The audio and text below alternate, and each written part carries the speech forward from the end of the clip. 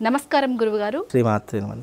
ఇష్టదేవత, కులదేవత, అలాగే గ్రహాల దేవతలు, ఈ దేవతలలో ఎవరికి పూజ చేయాలి? ముందుగా ప్రేక్షకులందరికీ శ్రీమాత్రే నమః, శ్రీ గురుభ్యో నమః.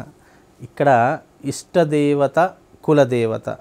ఇక్కడ కులదేవత అన్నదానికి అర్థం ఏంటి అంటే వంశపారంపర్యంగా ఎవరినైతే మనం నిరంతరము పూజిస్తున్నామో మన యొక్క గృహానికి ఆ అధిదేవత అనేటటువంటిది ఎవరైతే ఉన్నారో వాళ్ళని మనం కులదైవంగా పూజిస్తాము. కులదైవము అని అంటే కనుక మనం తాతలు ముత్తాతలు మన ఫోర్ ఫాదర్స్ ఎవరైతే ఉన్నారో వాళ్ళందరూ ఏ రకమైనటువంటి ఆరాధన చేస్తారో దాన్ని కులదైవంగా పూజిస్తూ ఉంటాం. ఇష్టదైవము అన్నదానికి అర్థం ఏంటి అంటే ఎవరికి ఏ దైవం, ఒక కుటుంబంలోనే ఒక నలుగురు వ్యక్తులకు 4 దైవాలు ఇష్టమవుతూ ఉంటాయి.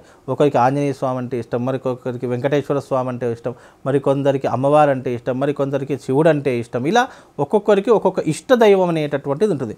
కులదైవం అంటే ఏంటి? మనం తప్పకుండా ఎంతమంది ఇష్టదేవతలు ఉన్నా కులదైవాన్ని తప్పకుండా ప్రతి సంవత్సరానికి ఒకసారైనా మనం ఆరాధన చేసుకోవాలి. అదే ఇష్టదైవం అనేటటువంటిది ఎలా ఉంటుంది అని అంటే కనుక మనకి ఇష్టదైవమైనటువంటి దేవతను నిరంతరం మనం మనసులో ధ్యానం చేసుకోవడము, స్మరణ చేసుకోవడము, లేదా మనకి ఇష్టమైనటువంటి దేవతడి యొక్క వారం రోజున ఆ యొక్క దేవాలయానికి వెళ్ళడము, ఇవి మన సంతృప్తి కొరకు మనకు ఏ దైవమైతే ఇష్టమో అని అనుకుంటామో, ప్రేరణ ఎక్కువగా పెంచుకుంటామో, అబ్బా ఈ దేవుని చూస్తే నా కోరికలన్నీ నెరవేరుతాయి, నాకు మనసు ప్రశాంతంగా ఉంటుంది అని ఎవరైతే ఉంటారో అది ఇష్టదైవంగా పూజిస్తూ ఉంటాము.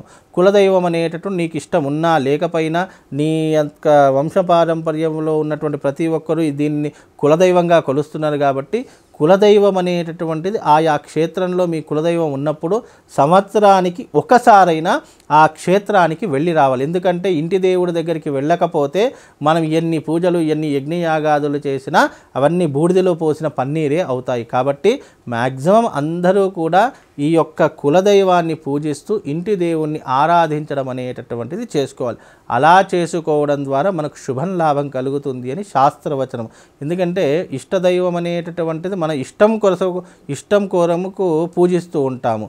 అదే కులదైవం అంటే నీకు ఇష్టం ఉన్నా లేకపోతే తప్పనిసరిగా కులాచారం అనేటటువంటిది పాటించే తీరు. ఎందుకంటే నీ తాతలు ముత్తాతలు అందరూ ఆ కులదైవాన్ని ఆచరిస్తూనే వంశాన్ని ఉద్ధరింపజేసుకున్నారు.